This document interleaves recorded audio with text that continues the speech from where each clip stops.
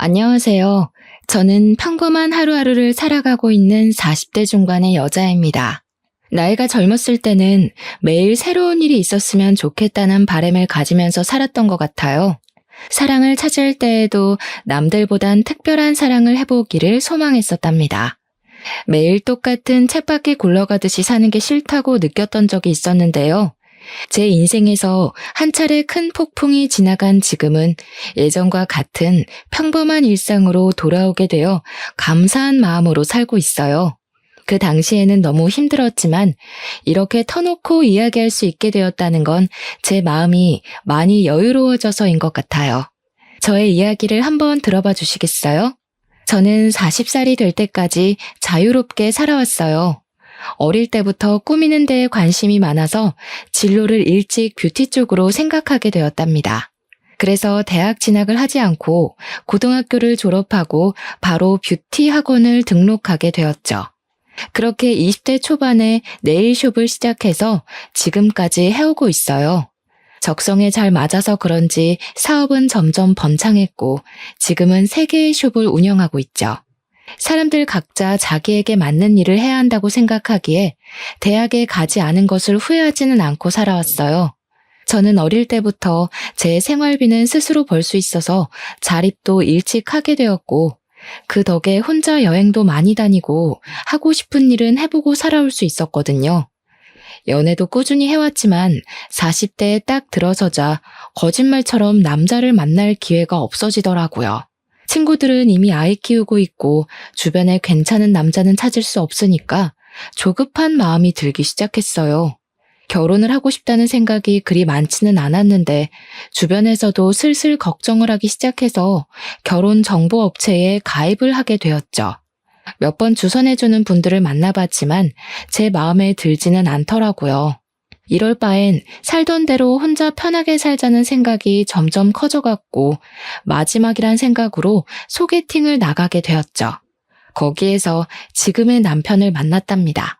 저보다 1살이 많았는데 풍기는 분위기가 학구적이라 그런지 나이보다 어려 보이더라고요. 술도 별로 좋아하지 않고 담배도 하지 않는 점이 가장 마음에 들었네요. 중소기업에 다니고 있다는데 연봉은 나이에 비해 솔직히 많이 모자랐지만 제가 사업을 하니까 금전 문제는 저에게 크게 중요하지 않았어요. 어리숙한 모습이었지만 우리나라에서 가장 명문대인 S대를 나왔더라고요. 자신과 반대인 사람이 끌리는 법이라고 제가 공부 쪽엔 재능이 없어서 남편에게 호감이 크게 느껴지기 시작했답니다. 그 후로 제가 더 적극적으로 나서서 데이트를 시작하게 되었어요. 제가 가만히 있으면 남편은 연락도 안 하고 아무것도 안 할 것 같더라고요. 그렇게 6개월의 짧은 연애를 했고 서로 나이도 있으니 결혼까지 빠르게 이어지게 되었답니다. 시댁은 그럭저럭 여유가 있는 평범한 집안이었는데 살고 있는 아파트가 자가라는 것만 알고 사실 자세한 건 알지 못했어요. 남편이 말수가 진짜 적어서 물어봐도 대답도 시원하게 안 해줬고요. 시부는 회사를 다니다 이미 오래전에 퇴직하고 노인대학에서 강의를 종종 하신다는데 남편과 같은 명문대를 나왔더라고요. 그리고 시누이가 2명이 있는데 첫째 시누는 전업주부인데 남편이 의사라고 자부심이 엄청났답니다. 솔직히 재력이 있는 집안도 아닌데 어떻게 의사 사위를 뒀나 궁금했었는데요. 신우도 알아주는 대학교를 졸업했는데 거기서 지금의 남편을 만나 연애를 오래 하고 결혼했다네요. 시무가 첫째 신우 자랑이 대단해서 신우가 한번 집에 오면 공주 행차하는 것처럼 대접을 하더라고요. 첫째 신우 온다는 날에는 밥상에 소갈비찜은 기본이고 메뉴가 달라졌답니다. 둘째 신우는 2년째 미국의 유명 대학에서 박사과정 밟고 있어서 결혼식에도 오지 않았어요.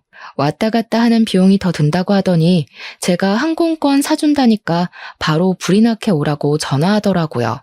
근데 둘째 신우가 시험이 코앞이라 못 온다고 수학이 너머로 어찌나 짜증을 내던지 제가 다 민망하더라고요. 자식들 모두 명문대를 나왔다는 게 시모에게는 인생의 최고 업적이자 자랑인 듯 보이더라고요. 시댁 갈 때마다 저한테 자랑을 얼마나 하는지 레퍼토리를 외울 지경이었답니다. 너 남편이 어렸을 때부터 영재 소리를 들었다. 고등학교 때는 주변 엄마들이 어떻게 공부시키는데 맨날 1등이냐고 물어봐서 밖에 나가는 게 힘들었어. 아유, 엄마들마다 돌아가면서 과일 사다 주고 케이크 사다 주고 얼마나 귀찮았는지. 셋 다 좋은 대학 나온 건 부모님 머리를 물려받아서 그런가 봐요. 아버님도 좋은 대학 나오시고 어머님도 같은 대학 나오셨어요? 넌 뭘 그렇게 꼬치꼬치 하려고 그러니? 근데 너는 내가 이런 얘기해도 아무렇지도 않니? 애가 자존심도 없나? 요즘 세상에 고졸이 뭐니? 내가 남사스러워서 어디 말도 못한다. 너 학창시절에 뭐 날라리 그런 거였니? 우리 아들이 공부만 하다 보니까 참한 여자 보는 눈이 부족했지. 갑자기 시모가 제 학력을 갖고 저런 말을 하니 벙찌더라고요. 이런 말을 들은 게 결혼한 지 2주도 안 지났을 때였답니다. 그리고 그때부터 당연하다는 듯이 제 학력을 가지고 깎아내리기 시작하더라고요. 시모는 전화나 메시지를 자주 보내는 편이었어요. 저는 일하느라 정신이 없는데 전화 한 번 안 받으면 난리가 나서 점점 스트레스가 되더라고요. 시댁으로 오라는 소리는 어찌나 자주 하는지, 특히 첫째 신우가 집에 오는 날이면 저와 남편도 무조건 가야 했어요. 제가 일이 있거나 약속이 있어도 무조건 신우 스케줄에 맞춰야 하는 거였죠. 우리 남편이 실력이 좋아서 예약이 너무 밀리는 거야. 이럴 거면 그냥 개원해서 크게 하는 게 맞는 것 같지? 친구들도 자꾸 우리 남편 병원 예약 좀 해달라고 하고 피곤해 죽겠어. 다 네가 잘난 덕에 피곤한 건데 어쩌겠어. 우리 딸은 얼굴도 이뻐 공부도 잘해. 남편감도 대단한 의사로 데려오고 어디 빠지는 데가 없어. 세훈이 듣는데 민망하게 왜 그래? 어릴 때 공부해야 될 때는 공부를 해야 되고 결혼할 땐 결혼을 해야 되고 사람은 때를 잘 맞춰 사는 게 좋은 것 같아. 세훈이는 좀 타이밍이 안 맞았네요. 공부는 너무 빨리 놓고 결혼은 너무 늦게 했네. 그래서 우리 오빠를 만났나? 아가씨, 요즘 들어 볼 때마다 학력 얘기하는데 좀 불편하네요. 나 공부 못하지 않았어요. 하고 싶은 일이 있어서 빨리 시작한 거지 대학 못 간 게 아니에요. 말 좀 가려서 해요. 어머, 언니 대학 못 간 거 콤플렉스 있어요? 꼭 그런 사람들이 못 간 게 아니라 안 갔다고 하더라고. 신우는 얄밉게 웃으면서 자리를 뜨더라고요. 저는 은근히 무시하는 시댁 식구들의 태도에 점점 화가 쌓이기 시작했어요. 제가 이룬 커리어가 왜 시댁에만 오면 고졸이라고 후려쳐져야 하는지 이해를 못하겠더라고요. 저는 시부와 멍하게 텔레비전을 보고 있는 남편을 끌고 베란다로 가서 문을 닫았죠. 당신 어머니랑 아가씨 하는 얘기 다 들었지? 내가 그렇게 무시를 당하고 있으면 와서 한 소리 해야지. 어쩜 그렇게 가만히 있어? 왜 또 가만히 있는 사람 시비야? 너 고졸 맞잖아. 아니라고 하면 뭐 달라져? 솔직히 전문대도 아니고 고졸은 쪽팔린 거야. 그냥 가만히 있어. 남편이 거실로 가버리려길래 얼른 손목을 잡았는데 차갑게 뿌리치고 들어가 버리더라고요. 어이가 없어서 그 길로 바로 집에 가버리려고 가방을 들고 밖으로 나와버렸답니다. 남편은 저를 휙 보고는 무시하고 따라오지도 않더라고요. 저는 서러움에 눈물이 나려는 걸 꾹 참고 아파트 현관을 나왔죠. 그때 언제 밖에 나갔었는지 신우와 심해부가 팔짱을 끼고 걸어오더라고요. 저는 마주치기가 싫어서 어두운 쪽으로 몸을 숨겼답니다. 두 사람이 출입구 앞에 멈춰서더군요. 저는 숨은 모습을 들키면 더 우스워질 것 같아 꼼짝도 하지 않고 있었죠. 오빠랑 세훈이 와 있는데 진짜 꼴 보기 싫어. 고졸 주제에 가방은 비싼 거 들고 오고 그런다고 싸구려가 명품 되겠어? 형님, 거의 10년을 백수였던 거 다 알고 결혼한 거래? 고졸이라더니 진짜 결혼이 급했긴 급했네. 그 가방 갖고 싶으면 하나 사. 남편이 의사인데 그까짓 거 뭐라고. 사실 우리 오빠랑 결혼한 것만 봐도 어느 정도 급인지 나오잖아. 나이는 많고 갈 데는 없으니까 나이 많은 백수한테 시집이나 오고. 한심해 둘 다.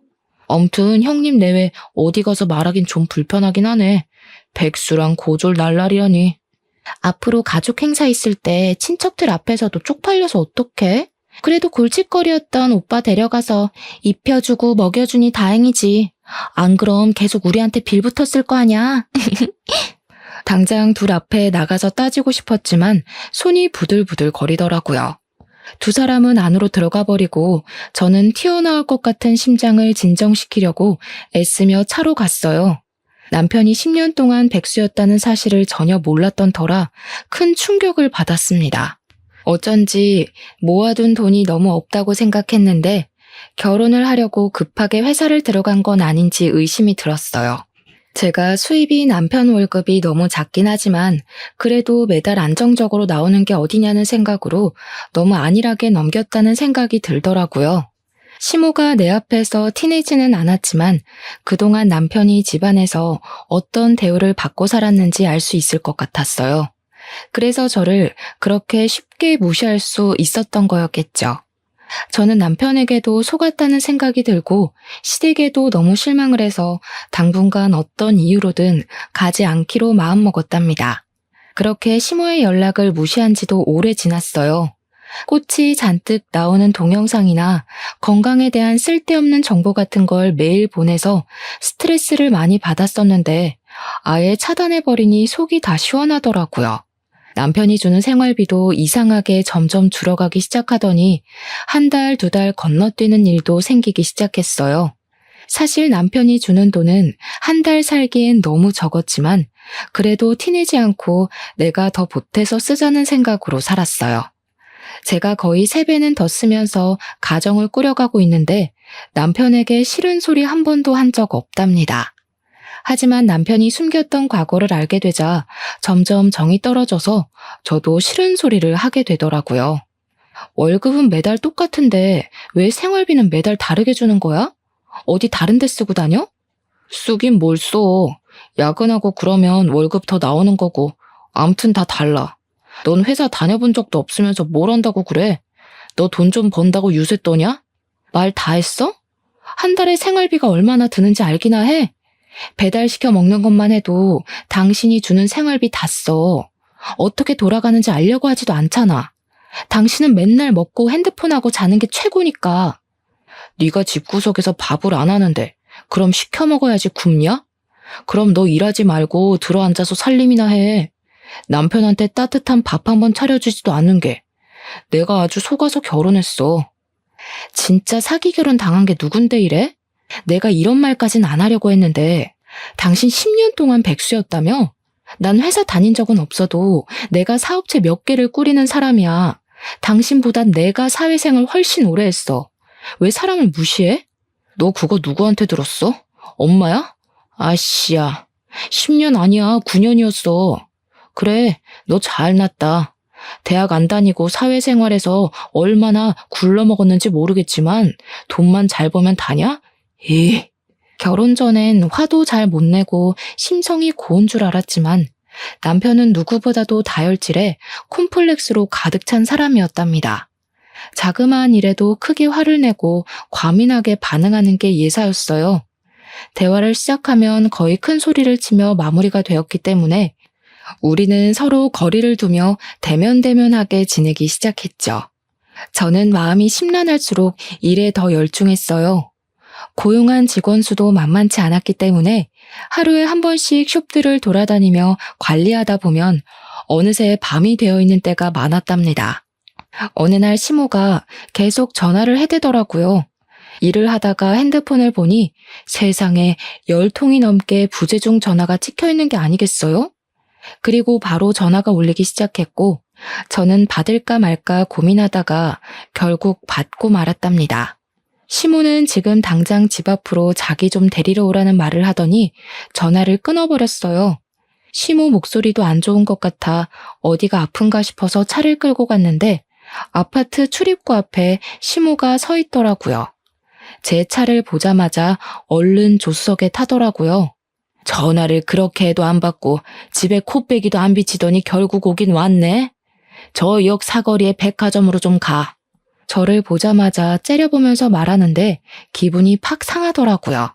제가 운전하지 않고 가만히 쳐다보고 있으니 출발하라며 삑 소리를 지르는 게 아니겠어요? 시모와 저는 백화점으로 들어갔어요. 도대체 뭘 하려는 건지 여우 같은 시모의 속을 알 수가 없어서 일단 지켜보기로 했답니다. 너는 시어머니 생일이 다 돼가는데 연락 한 번 없어? 시아버지 생신 때는 그렇게 잘모시더니 지금 사람 차별하니? 살가운 며느리는 바라지도 않는다. 적어도 최소한의 도리는 해야 할 거 아니야. 어머니, 그럼 지금 일하는 사람 빨리 오라고 한 게 생일 선물 받아내려고 이러신 거예요? 그리고 저 어머니한테 아직 안 풀렸어요. 그렇게 저 무시하시면서 제 돈은 쓰고 싶으세요? 얘가 말하는 꼬락서니 좀 봐. 아직 안 풀려? 니까짓 게 뭔데? 내가 너 고졸이라고 그거 한마디 했다고 지금 시어머니한테 이렇게 모렴치하게 대하는 거니? 네가 이럴수록 사람들이 너 무식하다고 흉보는 거야. 알았니? 어머니, 저한테 무식하다고 그런 말 좀 그만하세요. 그러는 어머니는 대학 나오셨어요? 고등학교는 나오셨어요? 야, 너 사람 많은 데서 자꾸 큰 소리 나게 할래? 나는 자식 3명을 다 명문대 보낸 사람이야. 네가 자식 낳아서 S대 한번 보내봐. 그럼 내가 너 인정해 줄게. 잔말 말고 따라와. 시모는 있는 힘을 다해 저를 째려보고는 앞장서서 걸어갔습니다. 머리 끝까지 화가 차올랐지만 일단 시모가 뭘 하려는 건지 따라가 보았어요. 시모가 들어간 곳은 명품 매장이었죠. 너 지금 메고 있는 그 가방 여기 거 맞지? 그거랑 똑같은 거 색깔만 좀 다른 걸로 나 하나 사다오. 이건 어머니가 들기엔 너무 디자인이 튀어요. 그리고 이게 얼만지 아세요? 지금 생신 선물로 이거 사달라는 거예요? 너 시아버지 생신 때는 그 비싼 식당에서 밥도 척척 사고 선물도 비싼 걸로 가져오더니 나한테 쓰는 건 아깝다 이거야? 너 돈 잘 번다며? 네일숍이 3개라며? 학벌이 안 되면 돈으로 잘난 척 좀 해보라고. 아버님 생신 때 식당은 신우가 마음대로 예약한 거였고요. 그때도 신우가 오빠한테 하도 쏘라고 그래서 그냥 제가 낸 거였어요. 아무튼 결혼하고 처음 맞는 시어머니 생신인데 이깟 가방 하나 사주면 어때서 왜 이렇게 말이 많아? 네가 내 마음에 안 드는 거 사올까 봐 내가 미리 생각해서 데려온 거니까 잔말 말고 계산해. 여기요. 이 가방 다른 색깔은 없어요? 그 조용한 명품 매장에서 시모가 큰 소리를 치니까 사람들이 다 쳐다보더라고요. 그냥 나가버리면 시모가 더 난리를 피울 것 같아서 결국 계산하고 나왔답니다. 쇼핑백을 메고 의기양양하게 걷는 시모 뒤에서 터벅터벅 걸어가는데 앞서 가던 시모가 아는 사람을 만난 듯 인사하더라고요. 어머, 백화점엔 웬일이야? 이런 데 잘 안 오잖아. 어머, 여기서 뭐 산 거야? 이거 명품 아니야? 요즘엔 자주 오지. 우리 며느리가 내 생일이라고 가방을 사주네. 이런 거 필요 없다니까 굳이 끌고 와서는. 세상에, 첫째 아들이 드디어 효도를 제대로 하네. 옆에 며느리야? 아이고, 나이 많다고 걱정을 하더니 나이보다 젊어 보이네. S대 나와서 화장품 회사 한다더니 그래서 그런가 관리를 잘했나 보다. 지인이 저를 위아래로 훑어보며 떠들자 당황한 시모가 서둘러 지인과 헤어지고 걸음을 빨리 걷더라고요. 저는 기가 차서 시모 옆으로 바짝 따라붙었어요. 제가 S대 나왔다고 거짓말 하셨어요? 화장품 회사는 또 뭐예요? 혹시 친척들한테도 다 그렇게 말씀하셨어요? 시끄러. 우리 가족이 다 명문대 출신인데 고졸이라고 온 동네방네 떠들면 좋겠어? 너는 창피한 줄도 모르는 걸 보니까 일에서 얼마나 배우는 게 중요한지 몰라. 수준 떨어지게 쏴붙이지 말고 비켜. 시모는 오히려 저를 팍 밀치고 나가서 택시를 타고 가버리더라고요. 저도 살까 말까 고민하다가 어렵게 산 가방이었는데 이렇게 한순간에 시모한테 당했다는 기분이 드니 정말 짜증이 솟구쳤어요. 저를 며느리가 아니라 물주로 생각하고 있는 게 분명했으니까 말이죠. 그 일이 있고 며칠 후 시모의 생일이었지만 일이 많다는 핑계를 대고 가지 않았답니다. 남편은 화를 내면서 혼자 시댁에 갔더라고요. 웬일인지 시모도 저에게 오라는 전화를 하지 않았죠. 그렇게 한참 동안 시댁의 발길을 끊었고 조용한 일상이 이어지니 좀 살 것 같더라고요. 물론 오래 가지 못했지만 말이죠. 말로만 듣던 둘째 신우가 박사 과정을 마치고 귀국했다고 연락이 왔더라고요. 첫째 신우가 거하게 환영 파티를 한다면서 비싼 식당으로 예약을 했다고 꼭 오라고 했죠. 그래도 처음 보니까 얼굴은 비쳐야 할 것 같아 남편과 함께 식당으로 향했어요. 경제학 박사 과정을 밟았다는 신우는 생각했던 것과는 사뭇 다르더라고요. 나이가 30대 초반인데 머리도 노랗게 염색했고 짧은 치마를 입고 있어서 사실 좀 당황스러웠죠. 미국에 살아서 좀 자유분방한 모양이라고 넘겼어요. 계속 핸드폰만 들여다보고 있길래 문제라도 생겼나 했는데 SNS를 그렇게 보고 있더라고요. 아, 새언니 네일숍 한다면서요? 앞으로 네일 공짜로 하겠네. 너무 좋다. 숍이 어디에 있어요? 근데 예약제라서 미리 예약을 하셔야 돼요.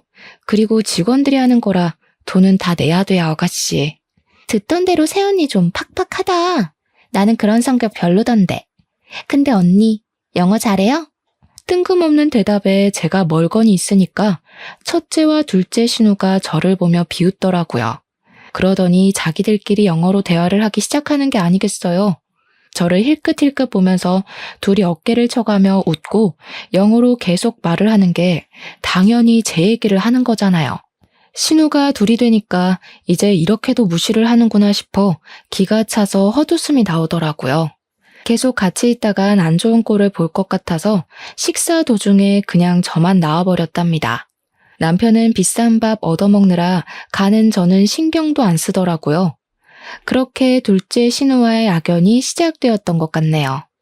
얼마 지나지 않아 일이 터지고 말았죠. 출근하려고 준비를 하는데 둘째 신우 전화가 오는 거예요. 다짜고짜 급하다면서 숍 이름하고 주소를 물어보더니 끊어버리더라고요. 결국은 와서 내일을 하려나 보다 싶어 그냥 직원에게 당일에 온다고 해도 받아주라고 말해두려고 했죠. 그렇게 몇 시간 후에 직원이 다급한 목소리로 전화가 왔는데 무슨 이벤트 당첨자라면서 예약을 한다는 전화가 왔다는 거예요. 저는 들어본 적도 없는 얘기니까 거절하라고 하고 끊었답니다. 무슨 영문인지 알 수가 없어서 어디서 계약했던 내용이 있었나 확인해 보려는데 신우가 또 전화가 왔더라고요. 언니, 예약 거절했다는 게 진짜예요? 지금 당첨자가 나한테 메시지 보내고 난리 났다고요. 아가씨 알아듣게 좀 말해요. 무슨 당첨자요? 그럼 이벤트 했다는 게 아가씨가 벌인 일이에요? 일을 벌였다니. 언니, 말 너무 기분 나쁘게 하네요. 다 언니 잘 되라고 내가 이벤트 해준 건데 고맙다고 덥석 해줄 일이지 머리가 잘 안 돌아가나 봐요? 사실 내가 SNS 하는데 팔로워가 좀 돼요. 그래서 언니 숍 홍보 좀 해주려고 내일 무료 이벤트 열어서 5명 뽑았으니까 전화 받으면 친절하게 응대 좀 해요. 이게 도대체 무슨 경우예요? 나한테 먼저 말을 하고 하던가. 말을 해도 당연히 거절했을 일인데 다짜고짜 일을 벌이면 어떡해요? 아가씨가 우리 숍 와봤어요? 무슨 콧구멍만 안 된 줄 알아요? 우리 숍 유명해서 항상 예약 꽉 차요. 이번 달도 예약 끝나서 더는 받지도 못하니까 당장 이벤트인지 뭔지 취소해요. 저는 화가 머리끝까지 나서 거칠게 전화를 끊어버렸어요. 내 학력을 가지고 무시를 하는 건 참을 수 있지만 제가 읽어놓은 사업까지 우습게 알고 자기들이 숟가락 얹어도 된다고 생각하는 게 정말 괘씸하더라고요. 그새 전화를 했더니 불이 나게 시모에게 전화가 와서 저도 한껏 따질 요령으로 받았답니다. 받자마자 당장 집으로 오라며 안 오면 네 잘난 네일숍 가서 다 엎어버리겠다고 소리를 고래고래 지르더라고요. 시댁에 들어가니 둘째 신우가 훌쩍대며 울고 있고 시모는 씩씩거리며 다짜고짜 휴지 케이스를 저한테 던지는 거예요. 야, 니까짓 게 뭔데 우리 딸한테 큰 소리를 쳐? 그깟 네일 얼마나 한다고 우리 딸한테 면박을 줘? 그깟 네일숍 와서 관리 받아본 적이나 있으세요? 한 명당 10만 원은 잡아야 돼요. 그럼 그깟 돈 어머니가 아가씨를 위해서 좀 내주세요. 50만 원밖에 안 하네요. 이게 점점 말 대답을 따박따박하고 너 때문에 얘가 엄청 곤란해졌다는데 어떻게 할 거야? 당장 이벤트인지 뭔지 해주겠다고 싹싹 빌어. 빌어야 될 건 아가씨인데 제가 정신 나갔다고 빌어요? 저야말로 업무 방해죄로 고소하고 싶은 거 참고 있으니까 더는 저 자극하지 마세요. 고작 그 말 하려고 바쁜 사람 오라고 하신 거예요? 그때 둘째 신우가 들고 있던 물컵을 제 얼굴에 촥 쏟더라고요. 저는 너무 갑작스러워서 눈을 동그랗게 뜨고 신우를 쳐다봤죠. 보자 하니까 우리 엄마한테 무슨 말버릇이야? 이 무식한 게. 언니가 말하는 게 다 맞았네. 나이만 먹은 게 머리는 텅텅 비고 싹수는 더럽게 없다더니. 저는 너무 화가 나서 신우 머리채를 확 잡아버렸어요. 신우가 힘없이 제 쪽으로 휙 딸려오더라고요. 저도 소리를 지르며 신우 머리를 뒤로 확 제껴버렸답니다. 그걸 본 시모가 냄비에 차가운 물을 받아와서는 저한테 뿌리는 게 아니겠어요. 저는 머리부터 블라우스까지 흠뻑 젖어버렸답니다. 이게 진짜 돌았나? 우리 박살 딸 머리를 잡아? 이 무식한 년아, 맛 좀 봐라. 시모가 축축한 제 머리채를 세게 움켜잡고 흔들기 시작했어요. 저는 너무 아파서 비명을 질렀죠. 그때 문을 열고 들어온 남편이 자기 엄마를 크게 부르더라고요. 제가 단판을 지으려고 시댁에 오기 전에 남편에게 전화해서 오라고 했거든요. 시모가 주춤하는 사이 저는 시모를 확 밀어버리고 비틀거리며 시댁을 나왔답니다. 남편은 저를 따라 나오지도 않고 심지어 밤 늦게 제가 잘 때쯤 몰래 들어오더라고요. 그렇게 남편에 대한 실망감은 더욱 쌓여만 갔는데 완전히 신뢰를 잃을 만한 일이 터졌답니다. 남편은 저녁 일찍 퇴근하기에 저보다 먼저 집에 들어와서 우편함은 남편 담당이었어요. 하루는 제가 오후에 집에 갈 일이 생겨서 들어가는데 우편함에 편지가 있더라고요. 확인해 보니 카드 회사들과 대부업체에서 날아온 독촉장이었어요. 저는 남편 빚이 거의 5천이 되는 걸 알고 기함을 했어요. 스케줄을 취소하고 남편이 올 때까지 기다렸죠. 저녁 5시가 되자 남편이 들어오더라고요. 양복이 아니라 편안한 트레이닝복을 입은 남편이 저를 보더니 소스라치게 놀라는 게 아니겠어요. 저는 말없이 테이블 위에 놓인 편지들을 손으로 가리켰어요. 편지를 본 남편이 갑자기 빽 소리를 지르더라고요. 아 진짜 그래서 어쩌라고. 네가 갚아주기라도 할 거야? 너 지금부터 한마디만 더 해. 그럼 네가 갚는다는 걸로 알 테니까. 아님 신경 꺼. 정신 나갔어? 정신병이야? 잘못한 게 누군데 왜 당신이 화를 내고 난리야. 이거 다 뭐야? 결혼하기 전부터 빚진 거야? 그래. 너랑 데이트할 때 너 사 처먹이느라 빚졌다. 네 수준에 김밥 한 줄이나 사 먹으면 될 걸 뭘 맨날 그렇게 비싼 걸 처먹겠다고. 어차피 다 네가 쓴 돈이네. 이참에 네가 갚으면 되겠네. 말 그따위로 할래? 이제 아예 본 모습 까보이겠다 이거야? 당신 그 옷은 뭐야? 회사 갔다 온 거 맞아? 야, 너 사회생활 20년이라며. 그런데도 눈치 못 챘어? 나 너랑 결혼하고 바로 회사 잘렸어. 그래서 그 잘난 생활비 대려고 카드 서비스까지 받은 거야. 다 네 탓이네, 그러고 보니까. 뭐? 맨날 네 탓이라고 하면 다 해결되니? 이 거지 같은 인간아. 네가 능력 없는 건 알았지만 이렇게 바닥인 줄은 몰랐다. 야, S대 나오면 뭘 하니? 평생 밥벌이도 못하고 사는데. 이 무식한 게 감히 어디서 S대를 입에 올려. 대학 문턱도 못 가본 년이? 남편은 저에게 와락 달려들었고 저는 숨을 쉬기 힘들었어요. 저는 살기 위해 본능적으로 남편 손을 마구 긁었고 있는 힘을 다해 남편을 밀어내고 집을 뛰쳐나왔답니다. 남편과 사이가 좋았다고 해도 시모의 막말과 시댁 식구의 무시 때문에 헤어질 이유가 충분한데 남편까지 바닥이었으니 더는 견딜 수가 없었어요. 이때가 남편과 헤어지기로 결심을 하게 된 순간이었어요. 그 뒤로 저는 시댁의 발길을 딱 끊었답니다. 제가 대꾸도 하지 않으니 심심해서였을까요? 무슨 신데렐라 의붓 언니들도 아니고 쇼베의 첫째와 둘째 신우가 나란히 찾아와서 안 입고 온 표정으로 저를 보고 있더라고요. 더 웃겼던 게 시무한테 빼앗기듯이 사준 명품백을 첫째 신우가 들고 있는 게 아니겠어요. 손님들과 직원들이 다 있으니 최대한 아무렇지도 않게 상대를 해줬는데 새언니 덕 좀 보자면서 내일 좀 해달라고 하더라고요. 저는 숍 관리를 하다 보니 네일을 직접 한 지는 꽤 오래되었지만 예약이 꽉 차서 직원이 모자랐기 때문에 어쩔 수 없이 제가 해주기로 했답니다.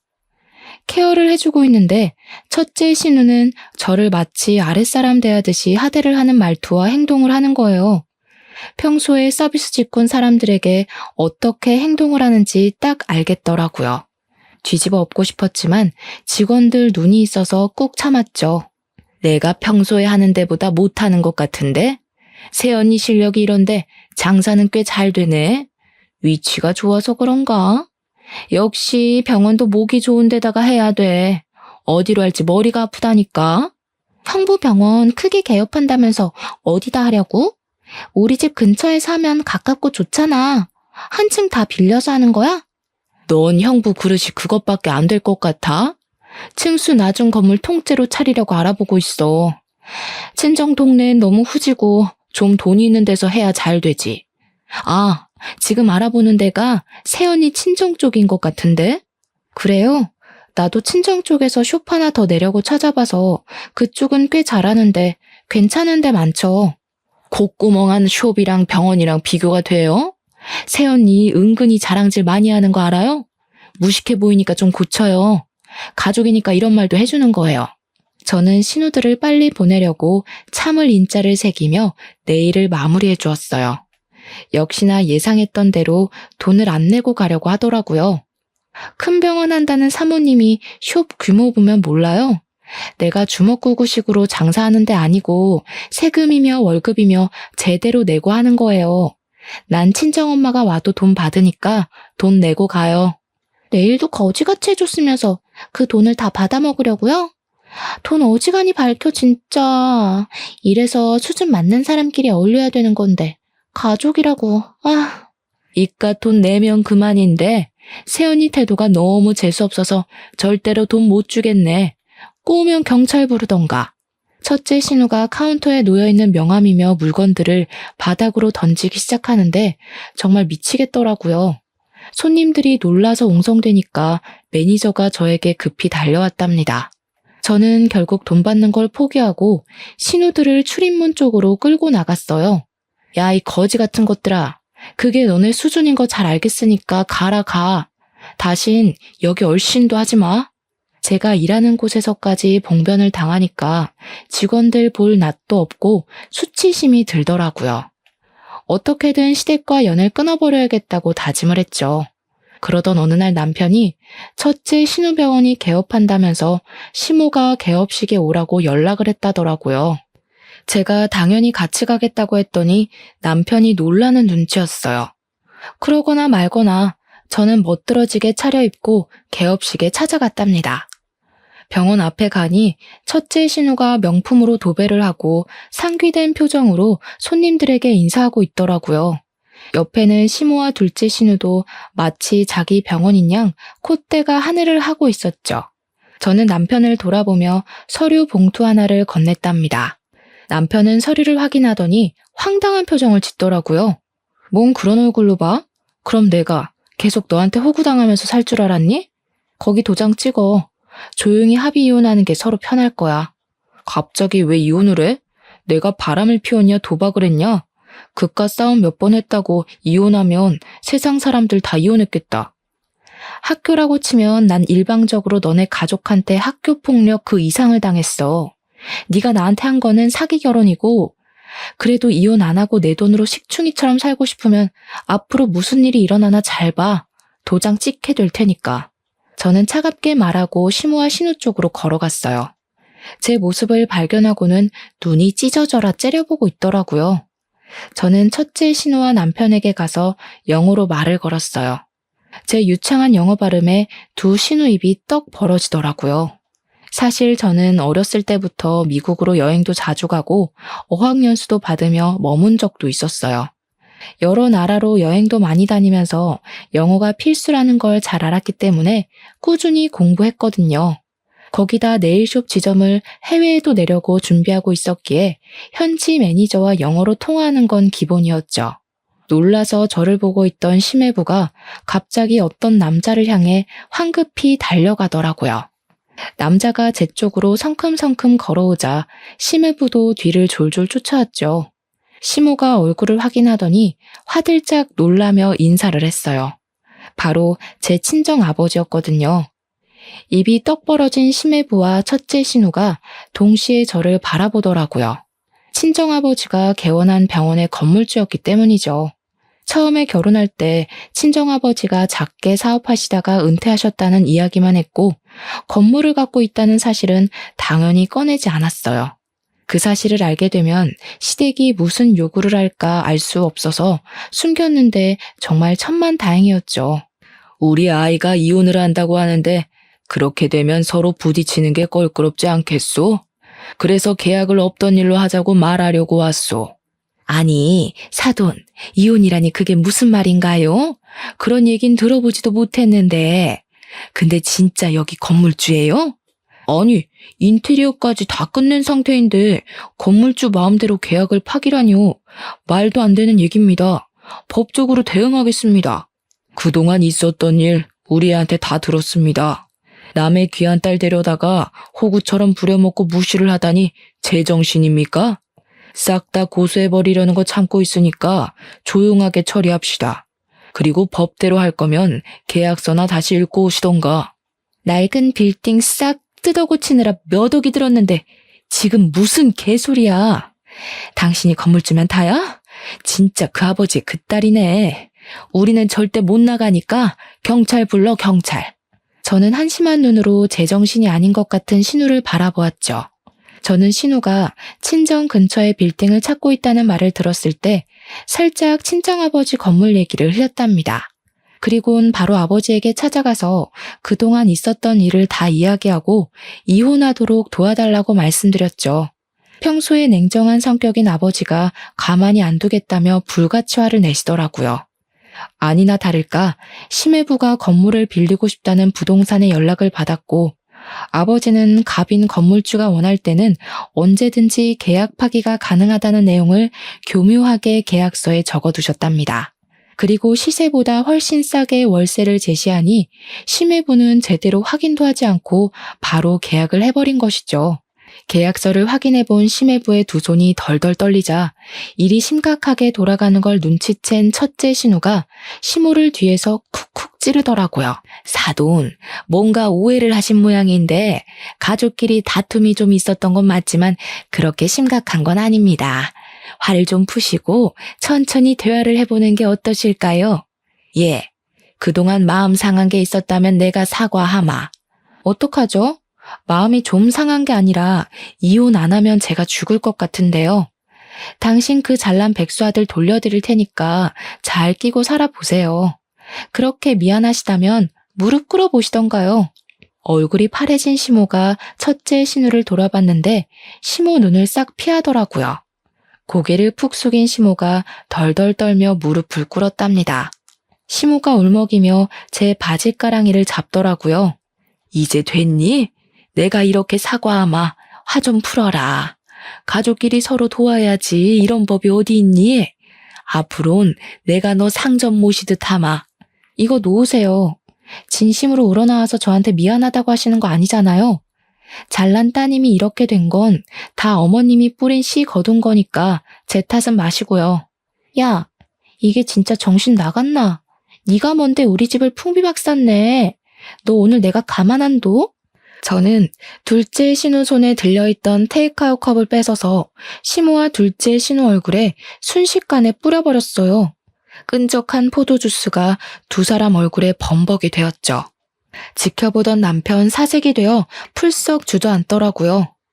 어머니는 모르시겠지만 제가 꽤 성공한 사업가거든요. 그래서 계산이 정확해서 빚지고는 못 살아요. 저번에 받은 거 돌려드린 거예요. 이해하시죠? 그러고는 조용히 핸드폰을 열어 녹음한 내용을 재생했고 영어 대화가 흘러나왔어요. 영어를 알아들은 둘째 신우가 제 핸드폰을 뺏으려고 달려들더라고요. 저는 재빨리 옆으로 피했고 신우는 땅바닥으로 고꾸라졌답니다. 어머니도 영어 못 알아들으시니까 무슨 내용인지 모르시겠죠? 제가 둘째 아가씨 다니던 학교랑 주고받은 메일도 있으니까 편지로 보내드릴게요. 못 믿으시겠다면 공증까지 해서 보내드릴게요. 하고 다니는 꼬락서니가 영 수상해서 그 박사과정 했다던 미국 학교로 전화를 해봤거든요, 제가. 근데 아가씨 이름이 없다네요. 저는 혼이 나가버린 시댁 식구들을 남겨두고 돌아섰답니다. 남편은 어떻게든 이혼은 안 하려고 했지만 저는 소송 이혼으로 완벽하게 이혼할 수 있었죠. 남편이 한 푼도 없었기에 정신적인 피해 보상이나 위자료는 받을 수 없었지만 저를 갉아먹는 시댁과 깔끔히 정리가 된 것만으로도 다행이라는 생각이 들었어요. 소송 과정에서 알게 되었는데 병원을 무리하게 개원하느라 막대한 빚을 졌던 첫째 신우는 살던 아파트까지 처분해야만 했고 첫째 신우한테 돈을 빌려줬던 시댁도 빚더미에 올라앉았다고 하더라고요. 전 남편은 여전히 백수로 지내며 늙은 시부모에게 빈대부터 살고 있고요. 둘째 신우는 미국에서 대학 합격했다고 거짓말하고 유학비 받아 흥청망청 유흥을 즐기며 살았던 게 들통나서 집에서 쫓겨나서 지금도 행방을 모른다고 하네요. 저는 여전히 숍을 운영하면서 바쁘게 살고 있고 가끔 혼자 여행을 다니며 재충전하는 것을 낙으로 여기고 있답니다. 결혼을 하고 그 사람의 가족을 받아들이는 건 정말 중요한 일이고 인생이 바뀔 수도 있는 사건인데요. 저는 남들이 정해놓은 기준에 맞춰 살아가려고 너무 성급한 선택을 했던 것 같아요. 폭풍 같던 시간을 지나온 자신을 더 소중히 여기고 이제는 저만의 박자에 맞추어 여유 있게 살아가 보려 한답니다. 여러분도 제 사연을 듣고 현재의 일상에 더욱 감사하는 마음을 가져보셨으면 좋겠어요. 들어주셔서 감사합니다.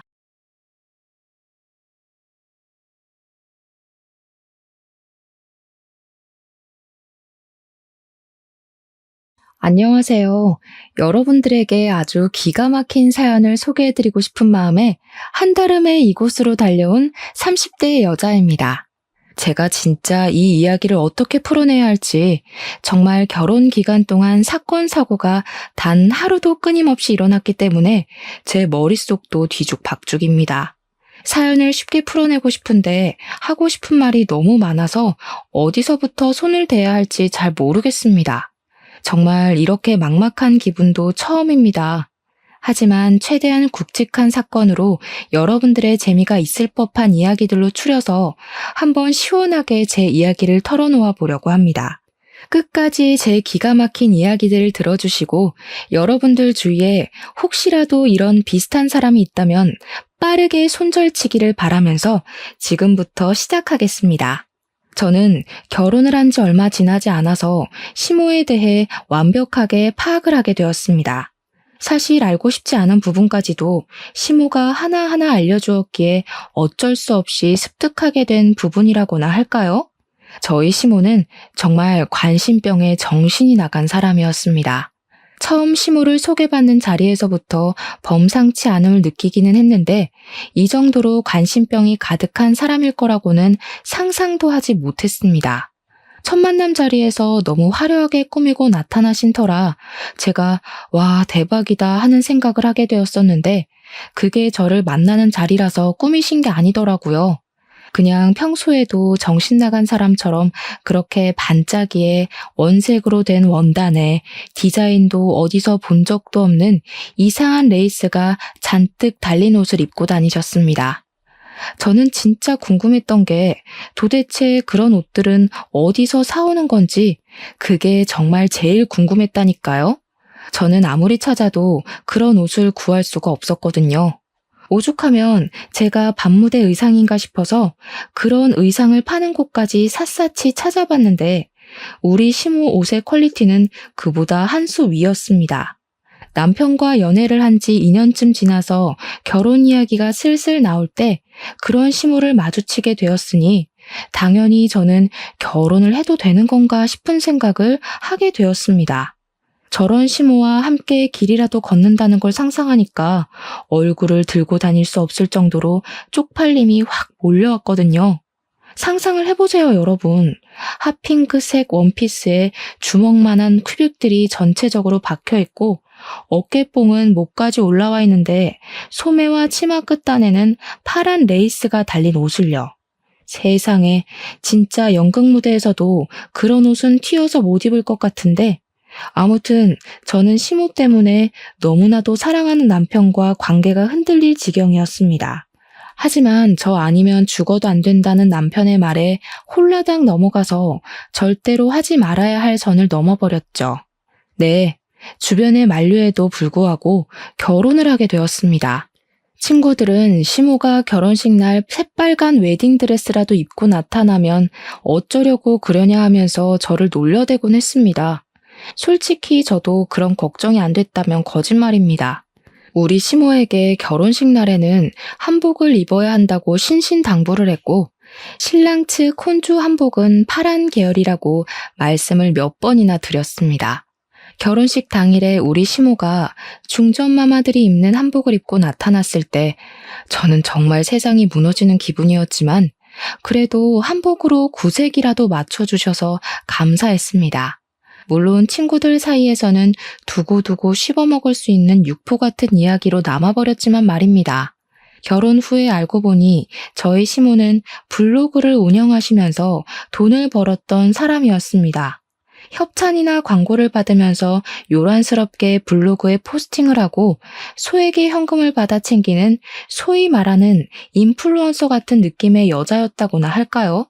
그래서 항상 그렇게 화려한 옷을 고집하고 본인이 제일 튀어야 한다는 생각을 가지고 살아가고 있었던 것이었습니다. 아무래도 그렇게 하는 편이 주위의 이목을 집중시키기에 좋고 포스팅을 했을 때 인기가 훨씬 많았기 때문에 본인의 관심병을 최대한으로 발산하고 다닌 거죠. 저는 젊은 사람들만 그런 일을 하는 줄 알았는데 시모가 진짜 인기가 꽤 많았는지 블로그에 방문하는 사람들도 한둘이 아니라 하루에 몇백 명, 천 몇백 명을 찍는 사람이었습니다. 댓글들에 시모 보고 추하다고 욕을 하는 사람들도 있었지만 대부분은 시모의 그런 파격 행보를 응원하고 용기를 얻고 간다는 사람들이었습니다. 시모의 어깨는 나날이 치솟았는데 우리 시모에게 아주 큰 시련이 들이닥치게 되었습니다. 무분별하게 돈을 받고 아무 글이나 대충 써서 올리는 바람에 시모가 엄청나게 키워왔던 블로그가 재질을 먹고 영구적으로 사용할 수 없게 되어버린 것입니다. 그 뒤로 시모는 사이트에 전화를 하고 항의를 하고 블로그를 돌려달라고 있는 힘껏 떼를 쓰면서 매달렸지만 개인의 부탁을 그리 쉽게 들어주겠습니까? 당연히 시모는 아무것도 돌려받을 수 없었고 열이 받는다면서 전혀 다른 사이트에서 다시 한번 SNS 인플루언서 활동을 하기 시작했습니다. 워낙 시모가 특이한 행색을 하고 있다 보니까 사람들이 시모를 알아보고 모여들기 시작했고 방문자 수는 금방 되찾을 수 있게 되었습니다. 사람들이 몰려들었으니까 우리 시모가 무슨 짓을 또 했을까요? 네. 상상하시다시피 또 물건을 팔기 시작했습니다. 이번에는 운영하던 SNS가 이전만큼 큰 곳이 아니다 보니까 시모가 더 마음대로 날뛰기 시작했고 불량품이 가득한 가전부터 시작해서 인증되지 않은 식품을 팔았습니다. 불량품을 팔고 환불을 안 해주는 것은 물론이고요. 인증되지 않은 식품 때문에 알레르기가 나거나 탈이 난 사람들이 한두 명이 아니었습니다. 그 사람들이 당연히 누구한테 따져 물었겠습니까? 시모한테로 연락이 쏟아졌지만 시모는 물건을 판 돈만 받아 챙기고 사후 관리를 하나도 해주지 않았습니다. 본인도 다른 업체를 통해서 물건을 팔았던 것이라고 하면서 본사를 통해서 연락을 하라며 나몰라라 하게 된 것입니다. 피해를 입었다는 사람들 한둘이 아니었고 그 사람들이 전부 시모에게 화를 내며 소송을 걸었습니다. 시모는 순식간에 피의자가 되었습니다. 소송을 당한 뒤에 과대 광고 및 불량품을 판 혐의로 벌금까지 물었는데도 불구하고 시모는 전혀 반성의 기미가 보이지 않았습니다. 물건을 판매하고 얻는 수익이 얼마나 되는지 아냐며 저와 남편에게 훈계를 하기까지 했고요. 별의별 사이트를 통해서 물건을 팔아치우기 시작했습니다. 밀려드는 주문에 시모의 휴대폰은 쉴 틈이 없을 정도였고 당연히 시모는 집안 살림에서 완벽하게 손을 떼고 사치품을 모으는 데에만 집중을 했습니다. 그런데 우리 시모가 법에서 얼마나 자유로운 사람처럼 굴었는지 글쎄 물건을 떼다 팔고 장사를 하면서 사업자 신고도 한 번 안 하고 돈만 챙긴 겁니다. 사겠다는 사람이 늘어날수록 현금 영수증을 끊어달라, 신용카드로 결제할 수 있게 해달라 하는 요구가 늘어났지만 시모는 모르쇠로 일관을 했습니다. 제가 시모에게 사업자 신고를 하는 게 좋지 않겠냐고 했더니 그러면 세금을 내야 하지 않느냐며 절대로 그런 방법으로는 돈을 벌 수 없다고 하더라고요. 한마디로 벌금으로 수백만 원을 내고도 정신 못 차리고 탈세를 하고 있었던 것이었습니다. 일부 고객들의 항의가 심해지고 시모에게 현금 영수증을 끊어달라고 요청을 했다가 차단을 당한 사람들이 또 한마음 한뜻으로 공정거래위원회에 고발을 한 겁니다. 당연히 국세청에서 시모의 자금에 대한 신고를 받고 조사를 하기 시작했고요. 몇 번이 아니라 몇 년 동안 탈세를 한 것이 밝혀지고 말았습니다.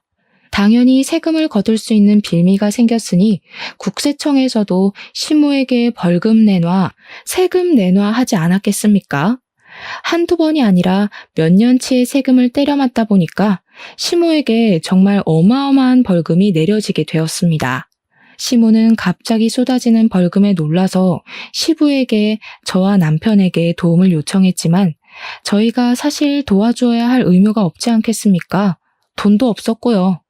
시모는 어떻게 가족끼리 이렇게 등을 질 수 있냐고 노발대발하셨는데 그동안 벌었던 돈으로 저희에게 밥 한 번 사주신 적이 없는 분이 너무한 것 아닐까요?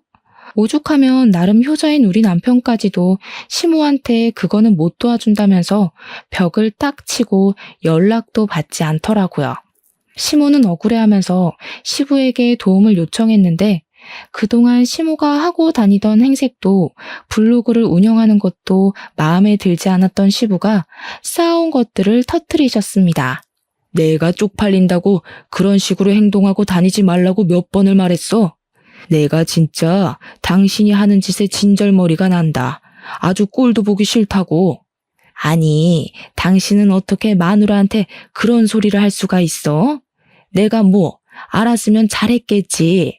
모르니까 실수할 수 있는 거 아니야. 도와주라고.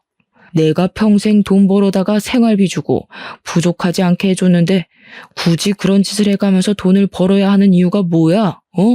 사치 때문 아니야?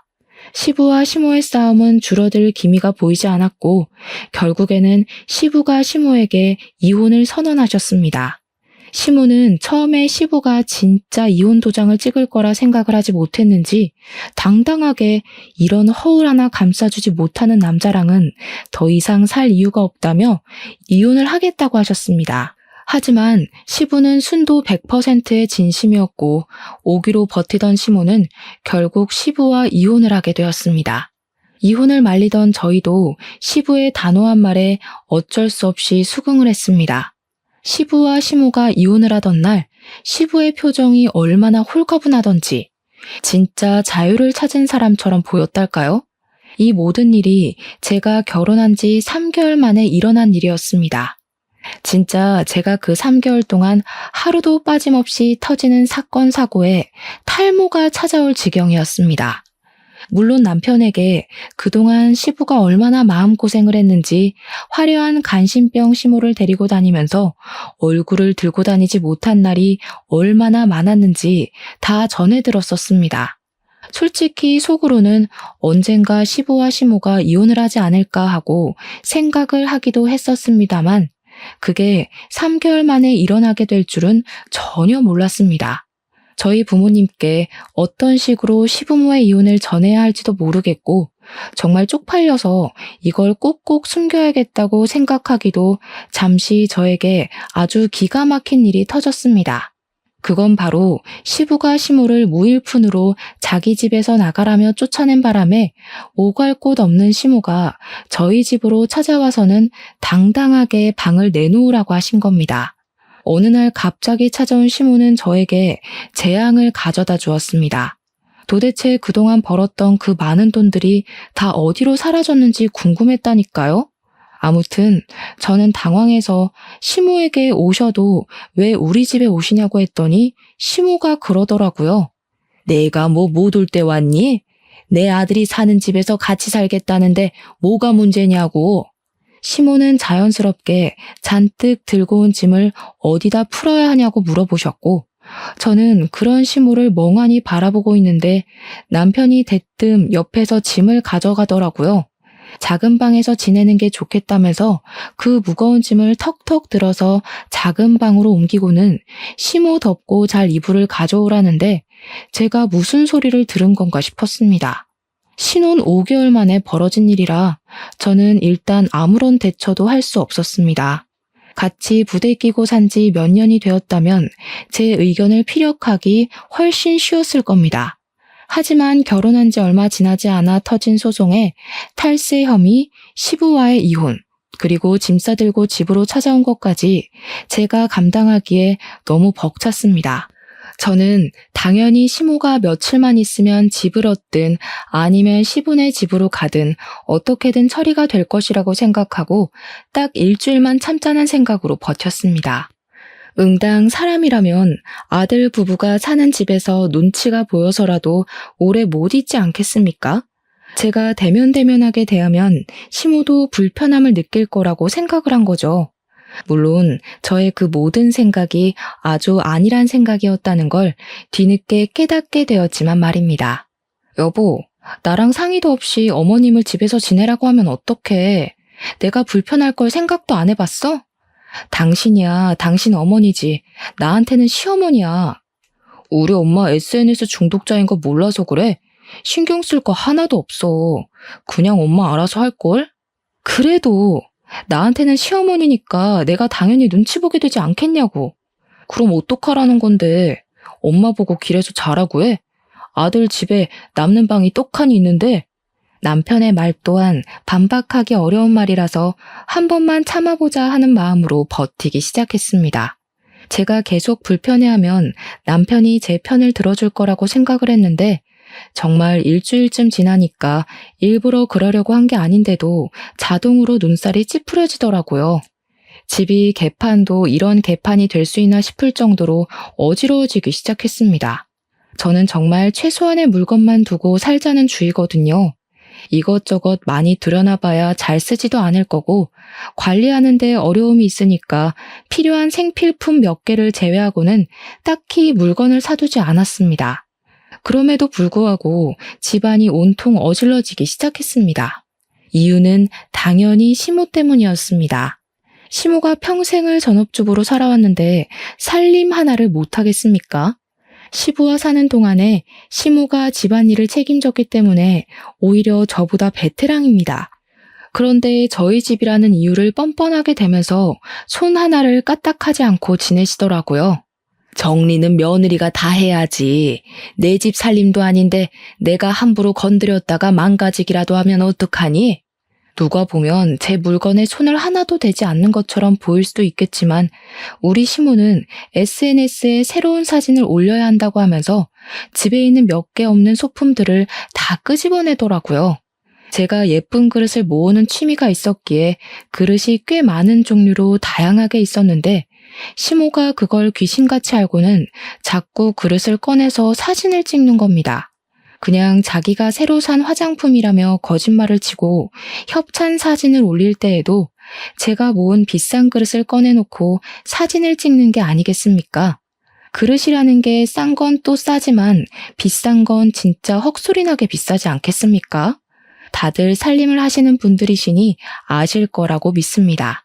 우리 시모는 보는 눈도 기가 막히지 비싸도 제일 비싼 그릇들만 꺼내서 사진을 찍고는 정리도 제대로 안 하고 그냥 널브러져 놓는 겁니다.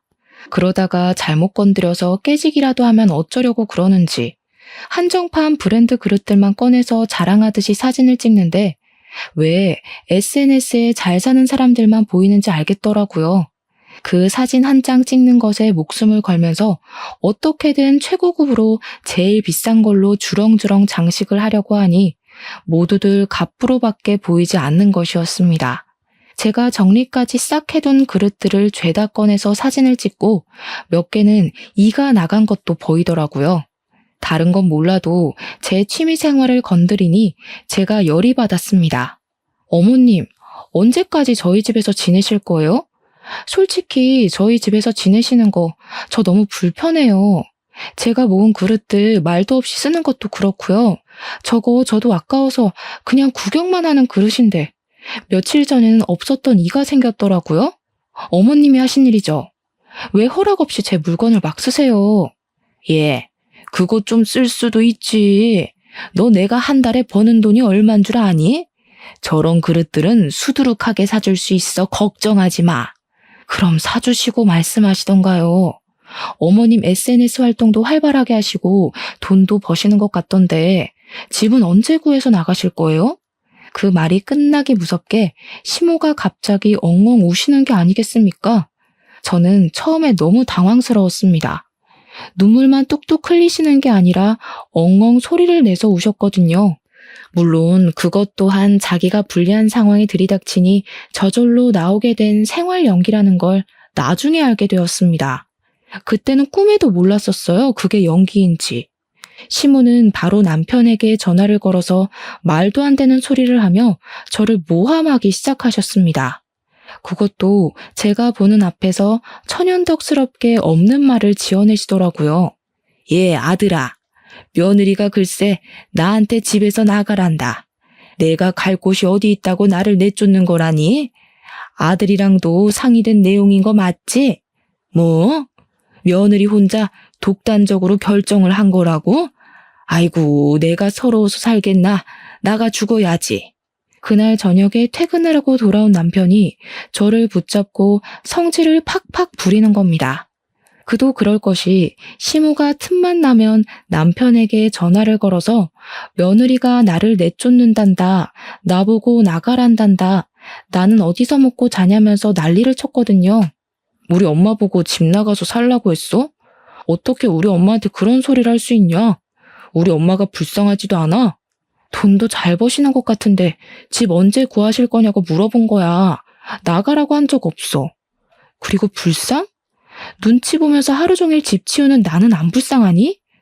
너한테나 너네 엄마지. 우리 엄마가 만약 이런 상황이었으면 사위 눈치 보여서 집에 찾아오지도 않았을 거야. 남편과 제가 냉전을 하게 되면서 시모는 제가 한풀 꺾인 것이라고 생각을 했는지 더욱더 날 뛰어다니기 시작하셨습니다. 인플루언서 생활을 하면서 알게 된 친구들이 한둘이 아니더라고요. 그 친구들이랑 무슨 술을 그렇게 허구한 날 마셔대는 건지 아들 집에서 산다는 자각이 없으신 것 같았습니다. 술을 마시고 뭐 밤 10시, 11시에 들어오면 저도 시모가 스트레스 풀로 나가는구나 하고 말겠죠. 근데 매번 새벽 2, 3시에 들어오시는 게 아니겠습니까? 도대체 친구분들도 뭘 하시는 분들인 건지 그 시간이 되도록 집 밖에 싸돌아다닌다는 게 말이 됩니까? 그것도 나이도 지긋하신 분들이. 더 기가 막힌 건 말입니다. 우리 시모의 술버릇이 고성방가를 지르는 것이랍니다. 집에 와서 새벽 2, 3시에 샤워를 하면서 노래를 불러대는데 오죽하면 아파트 경비실에서 안내방송이 나오더라니까요. 새벽에 샤워를 하면서 노래를 부르는 일을 멈춰달라고 말입니다. 제가 남보기 부끄러워서 얼굴을 들고 다닐 수가 없었습니다. 정말. 저도 다음날 출근을 해야 하는 사람인데 시모가 매번 고성방가를 질러대니 잠이나 푹 자겠습니까? 남편은 한 번 자면 업어가도 모르는 사람이라 푹 잘만 자더라고요. 그것도 너무 짜증나고 괘씸하게 느껴졌습니다. 제가 결국에는 귀마개를 사서 귀에 꽂고 잠을 자기 시작했습니다. 거기다가 맞벌이라는 자각도 없는 것인지 반찬 투정도 미치도록 하시더라고요. 집안일은 여자가 해야 된다는 사상은 언제쯤 버릴 건지 저한테 잔소리. 그렇게 제가 하는 일이 시원치 않으면 시모 본인이 직접 하면 되는 일인데도 저한테 모든 일을 미루고 시키셨습니다. 너네는 맞벌이 부부식이나 되면서 돈이 궁핍하니? 고기 좀 사 먹자. 고기 좀 구워와봐라. 어떻게 된 게 집에 햄도 하나 없니? 내가 참치 통조림이나 먹으면서 버텨야겠어? 너네는 나에 대한 배려가 전혀 없다. 도대체 나이가 몇 갠데 아직도 햄만 찾으면서 반찬 투정을 한단 말입니까? 이런 시모와 수십 년을 함께 살았던 시부가 존경스럽게 느껴질 정도였습니다. 두 분이 이혼을 한 이후에 제 삶이 완벽하게 달라졌다고 말해도 과언이 아닐 정도였으니까요. 저는 그날 이후로 항상 냉장고에 햄과 소시지를 사다 놓기 시작했고, 언제든지 시모가 간단하게 먹을 수 있는 반찬들을 구비해야 했습니다. 남편과 시모는 저의 노력을 어느 날부턴가 당연스럽게 생각했고, 제가 일이 바빠서 준비를 하지 못하는 날에는 둘이 동시에 저에게 투정을 부리더군요. 물론 투정을 가장한 빈정거림이었기에 저의 인내심에는 한계가 찾아왔고, 저는 더 이상 참아야 할 필요성을 느끼지 못해 눌러 쌓아둔 것을 터뜨리기로 결심했습니다. 그 뒤로 타이밍만 보면서 남편과 완전히 냉전인 상태로 지내고 있었습니다. 집도 반반, 결혼 딱딱 맞춰 했는데 왜 시모를 모시고 살아야 한다는 건지 어이가 없었죠. 제가 전생에 나라를 팔아먹은 이완용이었나 생각까지 하게 되었습니다. 분명 연애하고 결혼을 결정할 당시만 해도 이런 일이 생길 거라곤 상상도 못했으니까요. 제가 언젠가 터뜨리려고 눈치만 보고 있는데 우리 시모는 그런 분위기 파악조차 못하는 건지 무슨 택배를 허구한 날 시켜대는 게 아니겠습니까? 제가 이 많은 상자들은 다 뭐냐고 시모한테 은근히 눈치를 주면서 돈 있으면 물건 사는데 사치를 그만하고 집을 구해서 나가라는 식으로 둘러 말했습니다. 그러자 시모는 저에게 이 제품들은 전부 돈 주고 산 게 아니라 협찬을 받은 거라고 하면서 SNS에 올려주어야 하는 물품이라고 하더라고요. 협찬은 개뿔. 누가 명품 액세서리를 협찬으로 준단 말입니까? 시모가 연예인도 아니고 정말 모든 사람이 다 알만한 유명인도 아닌데요. 자기 돈 주고 샀는데 그 돈 어디서 났냐고 제가 추궁할까봐 거짓말로 하는 걸 제가 모를 것 같았나 봅니다. 세금을 때려맞은 이후로 SNS에서 물건을 파는 일도 그만두었는데 도대체 무슨 돈이 생겨서 사치를 부리는 건지 상당히 궁금했던 시기였습니다. 그날도 어김없이 택배가 수두룩하게 도착을 했고 시모가 택배를 다 뜯은 뒤에 사진 촬영을 한다고 물건을 그릇 위에 올리다가 그릇을 깨먹었습니다. 제가 제일 아끼는 한정판 브랜드 그릇으로 한 개에 지금은 100만 원 호가하는 제품이었기에 저의 인내심은 완전히 바닥이 났죠. 브랜드 값만 몇십만 원이라더니 그릇은 쓰레기나 다름없네. 이렇게 쉽게 깨져? 어미야, 와서 이거 좀 치워라. 저는 뻔뻔한 시모의 작태를 참기 힘들어 그 길로 뒤도 돌아보지 않고 시부를 찾아가서 그동안 저희 집에서 있었던 모든 일들을 낱낱이 고했습니다. 제 이야기를 전부 전해 들은 시부는 부글부글 끓어오르는 화를 숨기지 않으며 저희 집으로 가자고 하셨고 저는 시부와 함께 집으로 돌아왔습니다. 남편이 퇴근하고 돌아왔는지 시모랑 같이 TV를 보면서 과일을 처먹고 있다가 시부와 제가 함께 들어가니 놀라서 벌떡 일어서더라고요. 시모가 시부를 보고 입을 삐죽이면서 여기는 왜 왔냐고 물어보며 은근히 다시 집으로 불러주기를 기대하는 것 같았습니다. 이 망할 요팬네가 이혼할 때 내가 애들한테 민폐 끼치지 말고 원룸이라도 얻어나가라고 보증금 줬어 안 줬어? 근데도 이런 짓을 해? 어? 아들 부부 보기 부끄럽지도 않아? 허구한 날 사고만 치고 도대체 그 보증금은 어디다 썼길래 여기서 이러고 있어? 아들 부부까지 이혼시키고 싶은 게야 지금? 알고 보니까 이혼을 할 당시에 시부가 집을 나가라고 하면서 시모에게 원룸 하나를 얻을 수 있는 보증금 3천만 원을 줬다는 겁니다. 그렇게 좋아하는 SNS 장사를 하든 말든 마음대로 하라고 이 돈 받고 끝내는 거라고 하면서 저희 부부의 집에 민폐를 끼치지 말라고 신신당부를 했대요. 하지만 시모는 그런 모든 걸 싹 입씹고는 그 3천만 원으로 되지도 않는 사치를 해대면서 저희 집에 눌어붙고 있었던 것이었습니다. 시부가 저희 집에 와서 제가 앓던 속까지 시원하게 긁어주시는데 시모가 당황한 건지 뭔지 아무 말도 하지 않고 가만히 있더라고요. 시부가 당장 나오라고 끌고 가려고 하는데 시모가 저를 표독스럽게 째려보면서 화를 내는 게 아니겠습니까? 이거 완전히 여유가 따로 없네. 내가 며느리를 잘못 봐도 한참 잘못 봤어. 곰인 줄 알았더니 꼬리 9개 달린 구미호잖아. 뭐라고요? 그게 지금 며느리한테 하실 말씀이세요? 저는 어머님이 왜 이혼당했는지 이제야 정확히 알겠네요. 이 인연이 뭐가 어쩌고 어째? 시엠이 무서운 줄 모르고 지금 뭐라고 한 거니? 내가 이혼을 당한 게 아니라 이혼에 협의를 한 거야.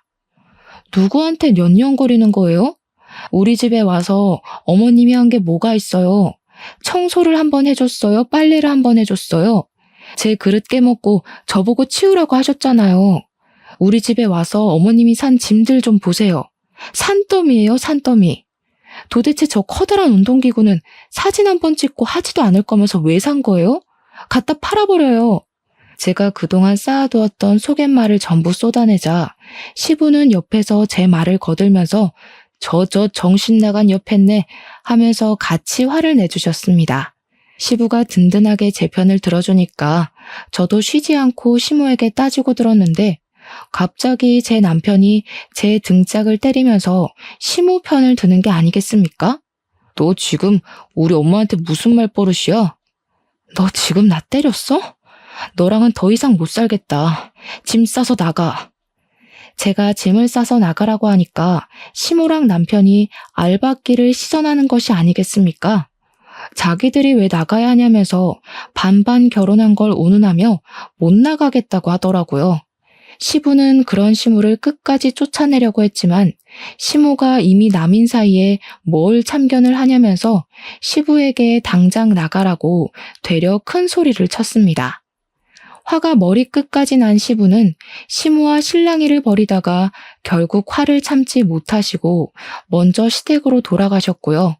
저는 2대1의 싸움을 시작했습니다. 남편과 저는 네가 나가라, 아니다 네가 나가야 된다 하면서 싸우다가 결국 의견을 좁히지 못했습니다. 나는 둘이고 너는 혼자니까 네가 나가. 친정에 가면 되잖아. 반반 결혼했는데 내가 왜 나가? 아버님이 어머님한테 준 돈으로 원룸 얻어서 나가.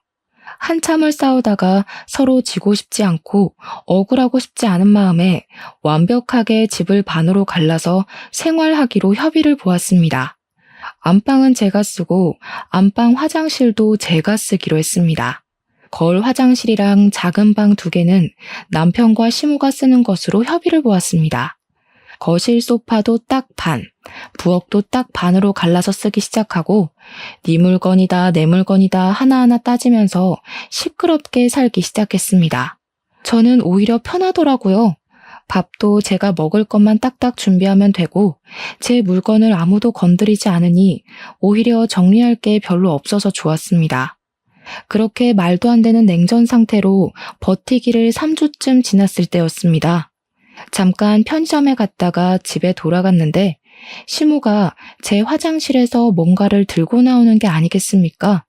꼬투리 잡을 게 생겼다 싶어서 달려가 시모 손을 확 잡아챘더니 글쎄 손바닥에 제가 아껴 쓰는 엄청 비싼 헤어 트리트먼트 한 덩어리가 있지 않겠습니까?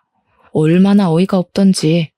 그렇게 사치를 즐기면서 헤어 트리트먼트 살 돈은 없는 건지 싶어서 제가 비웃음을 피식 흘렸습니다.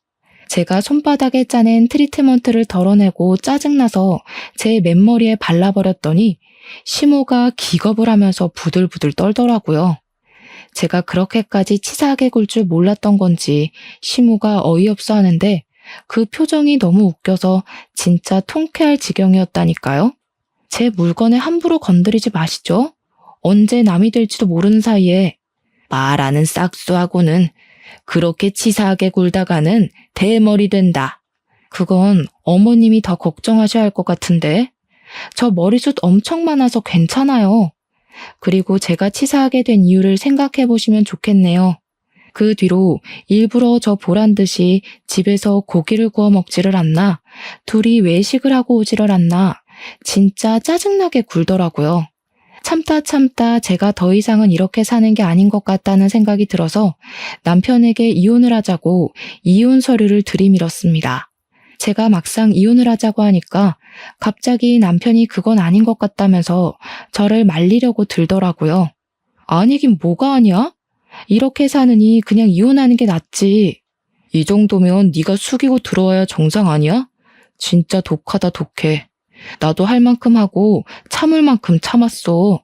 도대체 자기가 한 일이 뭐가 있다고 집에서 저 보란 듯이 고기만 구워 먹던 놈이 뭘 참았다는 건지 어이가 없었습니다. 이혼을 하자고 선언한 이후에 저희는 눈도 마주치지 않게 되었는데 우리 관심병 말기 환자인 시모가 글쎄 SNS에 요즘 유행하는 거라며 강아지를 하나 데려온 게 아니겠습니까? 요즘 뭐 반려동물을 데리고 키우는 모습을 보여줘야 댓글이나 조회수가 늘어난다고요. 책임도 지지 못할 강아지를 키우겠다는 겁니다. 저 진짜 졸도해버리는 줄 알았습니다. 갑자기 개를 키우겠다고 하니까 당연히 정신 나가지 않겠습니까? 거기다가 이 개가 시모를 닮아도 쏙 빼닮은 겁니다. 조금만 해가지고 이를 드러내면서 하루 종일을 컹컹 짖어대는데 더 이상은 못 살겠다 도망가자 싶었습니다. 하지만 여러분, 제가 이대로 그냥 도망가면 되겠습니까? 최고의 복수를 하고 뒤도 돌아보지 않고 떠나기로 결심했습니다. 저는 고민 끝에 어떤 복수를 할까 생각하다가 언젠가 전해 들었던 반려동물로 부부싸움을 했다는 사연을 떠올리게 되었습니다. 그 사연으로 말할 것 같으면 남편이 거미랑 뱀 이런 걸 키워서 와이프랑 이혼을 하게 된 이야기로 기억하고 있었는데 저도 뱀이나 거미를 키워야겠다고 마음을 먹은 것입니다. 그래서 파충류들을 파는 전문숍에 가서 둘러보는데 제가 또 그런 걸 별로 안 좋아해서 그런지 미치도록 징그러워서 엄두가 안 나더라고요. 거기다가 먹이도 벌레랑 개구리 같은 걸 줘야 한다고 하는데 제가 또 벌레를 엄청나게 무서워하거든요. 그래서 뱀이랑 거미를 포기를 하게 되었습니다. 한번 입양을 하면 평생을 키워야 하는데 제가 뱀과 거미를 책임질 자신이 없었습니다. 펫숍 직원분이랑 엄청나게 머리를 맞대고 고민을 한 결과 바로 앵무새를 키우기로 결정을 내렸습니다. 직원분께서 추천을 해주셨는데 앵무새가 똑똑하기도 엄청 똑똑하고 말도 잘하고 시키는 것도 반복 학습을 하다 보면 잘 해낸다고 하는 게 아니겠습니까? 머릿속에 앵무새와 함께 사는 그림이 마구마구 그려지면서 제대로 된 복수를 할 수 있을 것 같다는 생각이 들었습니다. 앵무새를 입양한 이후 방에서 혼자 앵무새에게 시모의 사진을 보여주면서 말을 연습시켰습니다. 처음에는 제대로 해내지 못하던 앵무새가 글쎄 3일이 딱 지나니까 시모 사진만 봐도 큰 소리로 욕을 하기 시작하더라고요. 그래서 보란듯이 거실 제 소파 자리 옆에다가 앵무새의 집을 설치했습니다. 시모는 제 앵무새를 보더니 별짓 다 한다면서 깔깔거리면서 비웃더라고요. 제가 발끈하려던 그 순간 갑자기 앵무새가 시모를 보면서 소리를 꽥 질렀습니다. 썩을 년, 저 썩을 년, 썩을 년, 저 썩을 년. 제가 시모의 사진을 보여주면서 연습을 시킨 보람이 드디어 빛을 발하게 된 것입니다. 앵무새가 시모를 향해서 고개를 까딱이며 썩을년 하니까 시모의 표정이 딱딱하게 굳어서는 앵무새한테 저게 지금 뭐라고 하는 거냐며 분노를 금치 못하더라고요. 제가 썩을년이라고 할 때마다 간식을 주었더니 저에게 간식을 달라고 날갯짓을 하는데 어찌나 속이 시원하고 귀엽던지 바로 앵무새에게 간식을 전해주면서 시모에게 웃으면서 말했죠. 동물도 원래 좋은 사람, 나쁜 사람 구별한다고 하잖아요. 그 이후에 또 사이다 같은 일이 펼쳐졌습니다. 저희 시모가 약간 탈모가 있으시거든요. 그래서 제 헤어 트리트먼트도 몰래 가져다 쓴 거였고요. 하지만 유전자의 힘이 워낙 강하지 않겠습니까? 저희 남편 또한 탈모의 증상이 서서히 나타나고 있었고 앞머리부터 벗겨지기 시작하더라고요. 30대 후반의 나이가 되니까 바닥에 떨어지는 머리카락의 양도 늘어나고 M자 탈모가 눈에 띄게 진행이 되고 있어서 남편은 병원에서 탈모약을 처방받아서 먹고 있었습니다. 물론 저는 그 사실을 다 알고 있었으니 남편이 예민하게 생각하는 머리카락을 가지고 복수를 해야겠다 결심을 했습니다. 일부러 남편이 퇴근하는 시간에 맞춰서 앵무새를 집안에 풀어다 놓았고 이번에도 역시 간식을 주면서 남편의 머리채를 뜯는 연습을 시켰습니다. 말을 하는 것보다 행동을 가르치는 게 훨씬 오래 걸리긴 했지만 노력하는 자는 빛을 발한다고 하지 않았겠습니까? 어느 날 퇴근하고 온 남편의 머리 위에 앉은 앵무새는 그 가느다란 발가락과 부리를 가지고 남편의 머리카락을 쥐어뜯기 시작했습니다. 모근이 단단하게 붙어있는 머리카락을 죄다 쥐어뜯으니 남편이 고통스럽기도 하고 혹시라도 탈모가 두드러질까봐 걱정도 되었겠죠. 하지만 하늘은 재빨리 날아다니는 새를 자기가 무슨 수로 잡겠습니까? 번번이 잡으려고 할 때마다 쏙쏙 도망치는 앵무새 때문에 남편은 화가 머리끝까지 난 것 같았습니다. 진짜 어찌나 통쾌하고 기분이 좋던지 세상을 살면서 이렇게 기분 좋은 복수를 해본 적도 없는 것 같습니다. 남편이고 시무고 할 거 없이 앵무새에게 화만 내니까 우리 앵무새도 자기를 예뻐하는 주인을 알아보지 않겠습니까? 시무만 보면 썩으려나고 남편만 보면 머리를 쥐어뜯으니까 시무랑 남편이 드디어 앵무새를 치우라고 하더라고요. 어머, 반려동물을 어떻게 쉽게 파양하나요? 여기 반절은 제 집인데 제가 열심히 키울 거예요. 내가 저 망할 앵무새 때문에 머리가 다 아프다. 내가 개를 키워서 반항심에 키우는 거면 개를 지방에 있는 내 동생 집으로 보내마. 시모는 정말 앵무새가 싫었는지 다음날 바로 충청도에 있는 이모님을 불러서 강아지를 보내버리셨습니다. 하지만 제가 확답을 했던 것도 아니고 왜 앵무새를 다른 집으로 보내야 하나요? 저는 그런 시모와 남편을 무시하고 새를 계속 키웠습니다. 제가 앵무새와 행복하게 지내는 동안 남편의 머리는 점점 비어가기 시작했고 결국 저에게 앵무새를 치우지 않으면 이혼을 하겠다고 하더라고요. 그게 바로 제가 바라던 바 아니겠습니까? 이혼을 하기로 결정을 내린 뒤 서류를 작성하고 협의 이혼으로 진행하자고 말이 나왔습니다. 반반 준비한 만큼 정확하게 반반 갈라서 나눠 가지자고 서류에 공증도 받고 정말 철천지 원수처럼 으르렁거리고 있었습니다. 앵무새로 복수를 준비하긴 했지만 솔직한 말로 이런 식으로 끝을 내기에는 조금 찝찝하고 서운한 마음이 들더라고요. 그동안 같이 살면서 제가 시모에게 당했던 그 거지 같은 일들을 이렇게 쉽게 끝내줄 수 없다는 생각이 번뜩 스친 겁니다. 저는 바로 인터넷에 글을 올렸습니다. 어떤 글이냐고요? 바로 시모가 자주 활동하는 인터넷 카페 사이트에다가 시모의 모든 가면을 벗겨내는 글을 올린 것입니다. 우리 시모가 그 카페에서 얼마나 어이없는 가면을 쓰고 다녔냐면요. 매번 사치품들을 올려대고 사진으로 온갖 보정을 다하면서 자기가 대기업 사모님인 것처럼 행동하던 곳이었습니다. 시모의 추종자들도 꽤 많았는데 시모가 글을 한번 올리면 언니 대박이에요, 언니 멋있어요, 언니 같은 사람이 되고 싶어요 하는 댓글이 달렸습니다. 저는 당연히 우리 시모의 추악한 본 모습을 보여주겠다는 일념 하나로 엄청나게 상세한 저격글을 올렸습니다. 우리 시모 아이디 땡땡동 사모님을 고발합니다 라는 제목으로 글을 올렸더니 게시한 지 30분도 되지 않아서 몇백 명이 읽더라고요. 우리 시모를 고발합니다. 이혼당하고 시부가 원룸이라도 얻어서 나가라고 준 돈을 꿀꺽 사치품 사는데 사용했습니다. 아들 부부 집에 쳐들어와 자기 마음대로 방을 차지하고는 이래라 저래라 감나라 배나라 하네요. 며느리가 모던 접시를 깨먹는 건 일상이고 집 청소며 빨래며 요리며 하나도 자기 손으로 하는 게 없습니다. 운동기구도 사놓고 매일 하는 것처럼 거짓말을 하는데 사진만 찍고 방치를 해둡니다. 며느리 물건이 자기 물건인 것 마냥 마구마구 사용하고 먹는 걸로도 치사하게 구네요. 반응은 물론이고 조회수에 댓글까지 수두룩하게 달리는데 진짜 꿀잼이더라고요. 그 카페에 있는 사람들도 누군가의 며느리이지 않겠습니까? 다들 땡땡동 사모님은 대기업 사모님 아니었냐고 깊은 배신감이 든다고 난리가 났습니다. 그런 사람인 줄 몰랐습니다. 부터 무슨 효소 팔고 있던데 사지 말아요. 탈세 혐의 있는 사람입니다. 그 사람 사업자도 없어요. 등등 제대로 터졌습니다.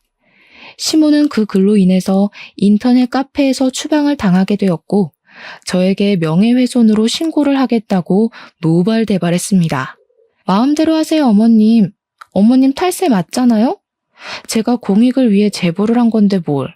벌금 나와봐야 얼마 안 나와요. 마음대로 하세요. 거기다가 그 글이 쑥쑥 퍼져 남편의 회사에서도 꽤 이슈가 되었나 보더라고요. 저는 은근슬쩍 남편 회사 인트라넷 게시판에도 그 글을 올렸습니다. 약간의 내용을 수정해서 그 글의 주인공이 우리 남편의 어머니라는 것을 알아볼 수 있게 말입니다. 슬쩍 남편이 제 편을 들지 않았던 것까지 추가를 하니 우리 남편 이미지도 완전히 나락으로 떨어졌습니다. 속 시원한 복수를 하고 나서 저에게 달려드는 그 둘을 완벽하게 제지하고 저는 이혼을 했으며 정확하게 반반 나눠 재산을 챙겼습니다. 시무랑 남편은 그 반을 가지고 어디서 뭐라고 사는지 모르겠지만 이제 분풀이할 대상도 없고 부려먹을 대상도 없으니 둘이 치고받고 싸우겠죠. 똑같은 모자 관계임은 틀림없으니 오래오래 행복하진 못할 것 같습니다. 저는 솔로가 되어 요즘 제가 하고 싶은 거 다 하고 먹고 싶은 거 다 해먹으면서 행복하게 살고 있습니다. 자유라는 게 이렇게도 기분 좋은 것이더라고요. 이혼한 거 하나도 후회되지 않습니다. 앞으로도 제 인생 잘 밝히며 살도록 하겠습니다. 감사합니다.